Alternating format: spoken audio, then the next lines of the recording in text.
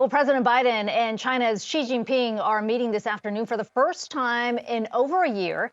The highly choreographed sit down on the sidelines of the APEC summit comes at a critical time for the world's second largest economy, recovering at a steady but slower than expected pace. A weak property sector and subdued export demand remains China's biggest economic hurdles. Several U.S. CEOs are also attending the week summit and set to secure some face time later tonight with Xi at a private dinner. Shehzad Qazi, China Beige Book's international managing director, joins us to break it all down for us. Shehzad, the White House has set the bar pretty low here, saying that this is really just about keeping the lines of communication open, managing competition. As you see it, what would be considered a success coming out of this bilateral summit?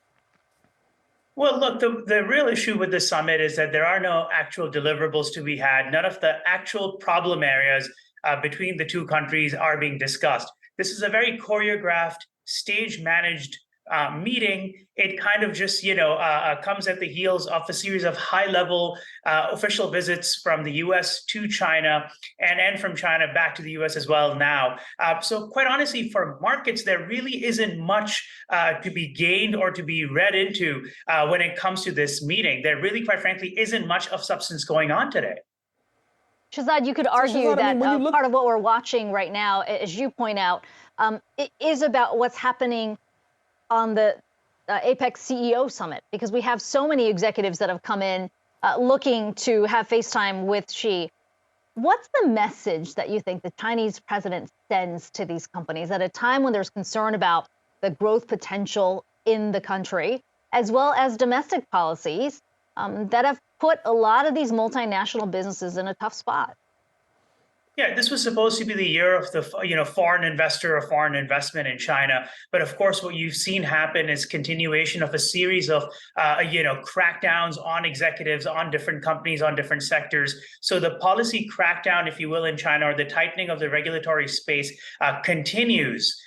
The message to CEOs, of course, remains China's open for business, and we welcome foreign companies and foreign executives to come in. Now, you don't really have to sell foreign executives, I think, on China very much still.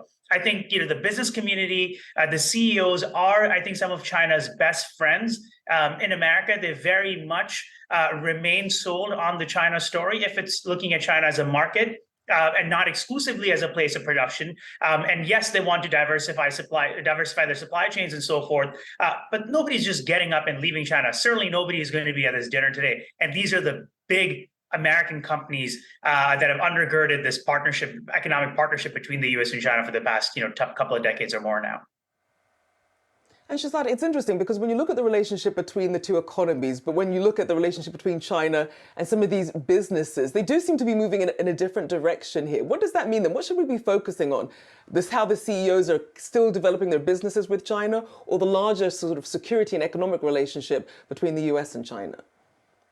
Yeah, there's no doubt in my mind that geopolitical risk has risen in a very, very significant manner over the last, at this point, I would say 45 years. And American CEOs in general doing business in China need to start getting very, very serious about the security risks, about the geopolitical competition, and about the risks that they face, regulatory risk and policy risk inside of China. That era of saying, oh, there's a brief period of crackdown and it's going to be over, or no, the party is always pro-business, so they won't go too far. That has been proven to be consistently wrong. It has led to a lot of losses. So my message to the CEOs, as always, is get serious and get real about political risk. Yeah, and that points to some skepticism that Xi Jinping's likely to face. We should point out, Shehzad, this is the APEC summit. It's not just about China. There are a number of leaders that have flown in from Southeast Asia, from Japan, from South Korea, who are all eyeing this renewed skepticism and caution business leaders are approaching the Chinese market with. What kind of opportunities do you think that opens things up across the region, ex-China? Yeah, I think we've already seen some examples of it with the trade war or the tariff war from the U.S. side has led to things like a lot of Vietnamese factories trying to gain. You've seen India that is really trying to move into certain areas like chemicals and IT, electronics, and so forth.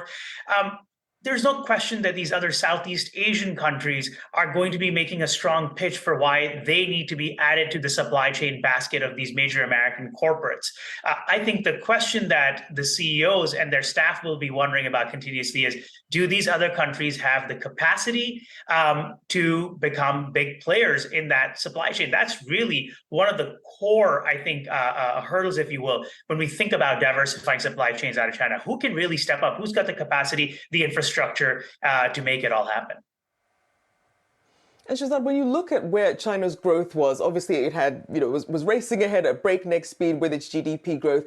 Now we're in a very different period for China's economy. What are the biggest selling points then for people who are trying to invest in China when you're seeing a slowdown in consumption and a slowdown in growth and a different sort of new normal for China here?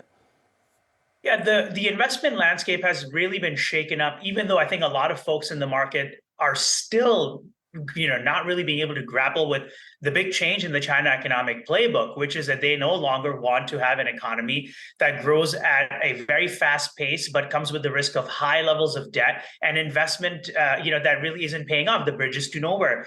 They do want to move towards something much more sustainable. So first of all, I think anybody looking to invest in the China market or looking to be long-term players in China, you need to grapple with the reality that the old stimulus-driven model of economic policy making is out the window. It's not going to happen. Slower growth, sub 5% growth is absolutely baked in.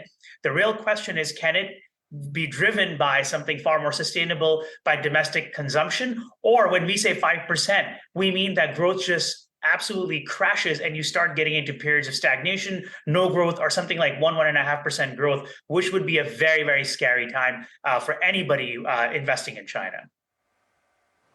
Indeed, always have to keep aware of the risks there.